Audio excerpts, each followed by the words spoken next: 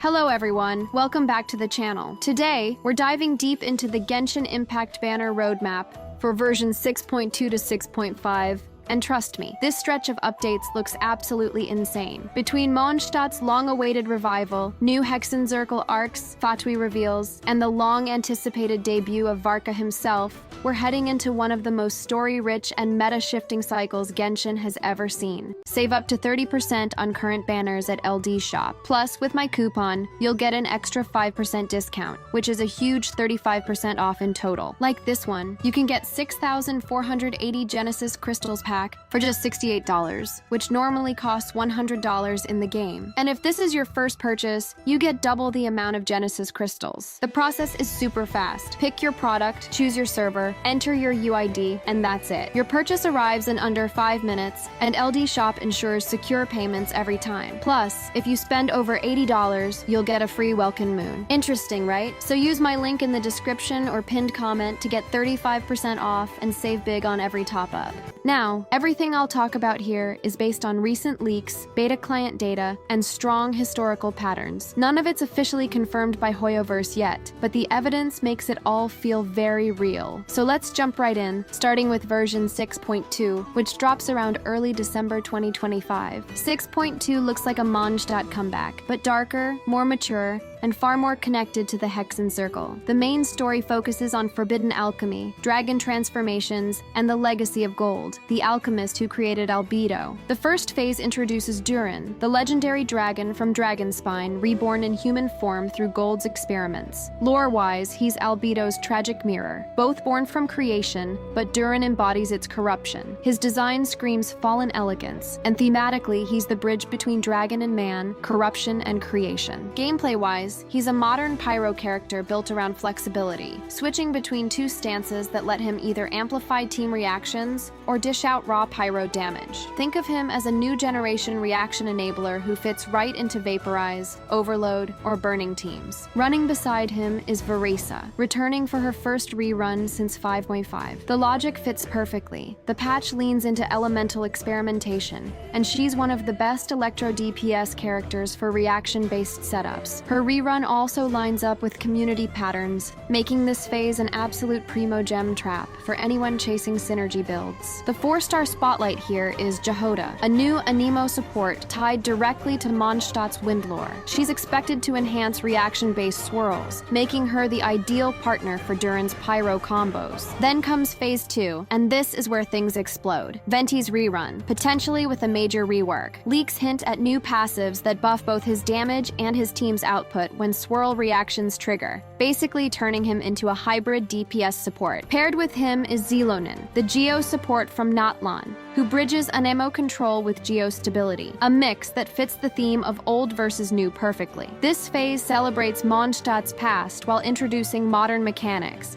and if Venti really does get those buffs, his comeback could easily reshape the meta. There's also ongoing talk of a Mondstadt Chronicled Wish rerun, which would bring back classic units like Albedo, Mona, or Klee, fitting perfectly with the revival theme. It's not confirmed, but the timing would be perfect for nostalgia and new players alike. Moving into 6.3 around January 2026, things take a noticeable turn. Now, if you've followed the update patterns closely, 6.3 screams transition patch. You can literally feel it in the lineup leaks and data mine behavior. The calm before the chaos. That's why the spotlight lands on none other than Columbina, one of the most mysterious harbingers we've known about since the original Fatui reveal trailer. Her presence alone is enough to set the tone for the entire version. While Piero and Arlecchino represent open power, Columbina embodies quiet control. The way her lore paints her, beautiful, soft-spoken, even angelic, completely contrasts what she truly represents. The silence that makes nations crumble without her ever raising her voice. She's that kind of presence. From what's been hinted, Columbina follows the support before DPS rule that Hoyoverse loves using to structure their patch cycles. They always set up a strong supportive or hybrid character right before a major DPS release. It's part of their balance system, making sure that each cycle keeps both casual and meta players engaged. Columbina fits that slot perfectly. She's expected to start as a support, maybe focusing on team-wide energy or reaction boosts, and then at higher constellations, her kit transforms into something entirely different, a DPS disguised as a support. That dual-phase system mirrors what they did with characters like Furina and Raiden, where the full potential unlocks only when you truly invest in them. It's not just a power creep, it's a design philosophy. And if we follow Hoyoverse's pattern of emotional storytelling tied with mechanical synergy, 6.3's theme starts to make perfect sense. It's not just a change in location, it's a shift in ideology. The Fatui don't destroy knowledge, they weaponize it. And Columbina, being one of the upper-ranked harbingers, stands right at the heart of that ideology. Every little thing about her screams quiet dominance, not through strength, but through influence. Now, it also lines up perfectly with another rerun, Nouvellette. This man's rerun timing has been suspiciously consistent since Fontaine, always within 2 patches of Furina's banner. Since 6.1 has already featured Furina, Nouvellette appearing in 6.3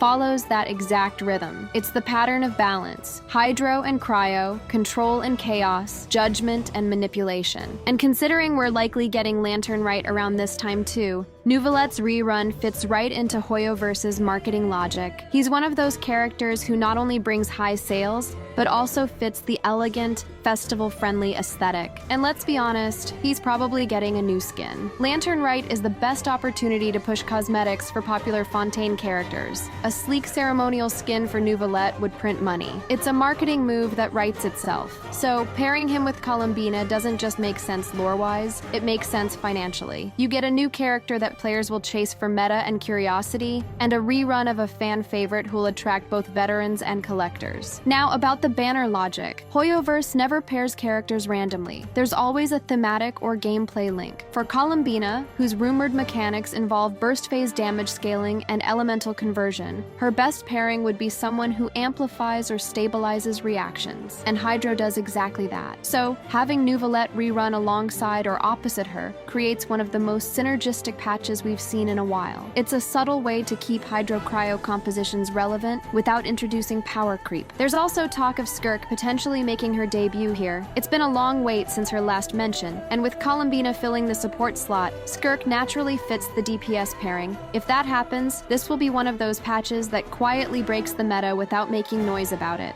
A mix of elegant burst damage and refined reaction control. It's that dangerous calm kind of patch that you underestimate until you realize how stacked it actually is. The buzz around the new white Adeptus in version 6.3 is also starting to get clearer. She's expected to be either a pyro or cryo character, though earlier reports had mentioned entirely different elements. Nothing is fully confirmed yet, so it's still a bit of a guessing game at this stage. Interestingly, some newer leaks lean toward her being an Anemo support instead, something that's been circulating in the community for quite some time. If that turns out to be true, she could bring a refreshing dynamic to Anemo teams, especially if her kit ties into Festival or Lantern Rite mechanics, as many are speculating. But for now, her final element and role remain up in the air until more reliable data surfaces. Then comes 6.4, the one everyone's been waiting for. The long-awaited return of Mondstadt's greatest hero, Varka, finally becomes reality. Lore-wise, 6.4 marks the culmination of everything built since 6.2, the Dragon Alchemy experiments, the Favonius expedition, and the storm that's been brewing between freedom and duty. Varka returns as Mondstadt's Grand Master, a living legend shaped by the abyss, duty, and the winds themselves. Gameplay-wise, early tests describe him as an Anemo Claymore DPS who blends raw power with group support. He's the Anemo hypercarry fans have been begging for, part Xiao, part Wanderer, but with the leadership presence of Jean and the adaptability of Bennett. His team buffs and plunging mechanics make him the centerpiece of 6.4's lineup. And that lineup, it's stacked. Mavwika, the Pyro Archon, returns for her first rerun since 5.3. Her timing alongside Varka makes total sense. Natlan and Mondstadt's intertwined themes of fire and wind echo through the story. Raiden Shogun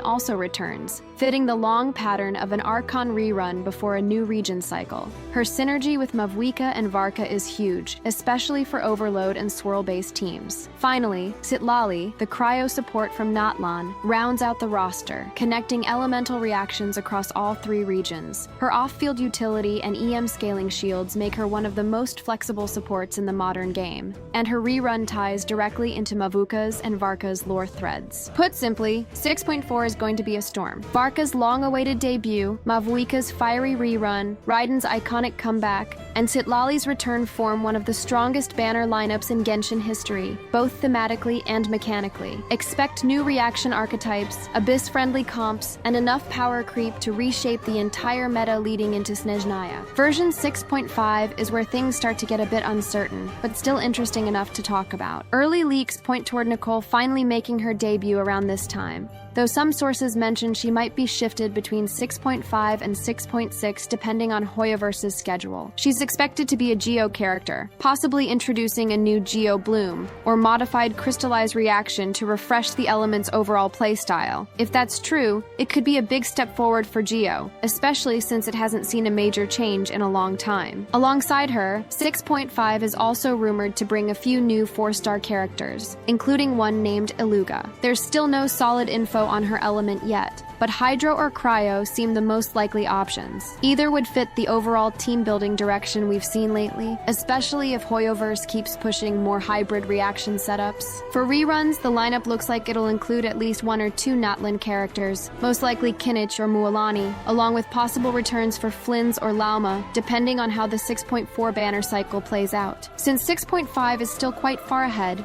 these details might shift, but the general pattern feels consistent with how Hoyoverse plans its transitions before a big regional expansion or anniversary update. So while it's too early to say anything for sure, the overall roadmap gives a solid idea of what direction things are heading. So, to wrap things up, version 6.2 to 6.5 roadmap is shaping up to be one of the most exciting stretches we've seen in a while. If you're planning your pulls, it's clear that these patches will reward both strategy and timing. Whether you're chasing constellations, trying to build a dream team, or just looking to enjoy the story, there's something for everyone. And honestly, with how packed these banners are, you might find yourself tempted to pull more than you planned. Thanks for sticking with me through this full breakdown. If you want to stay up to date with every leak, data mine, and banner insight, make sure you subscribe and hit the bell. I'll be covering all the official reveals and updates as soon as Hoyoverse drops them. Until then, keep planning those Primo Gems wisely, experiment with your teams, and enjoy the patch hype, and I will see you in the next one.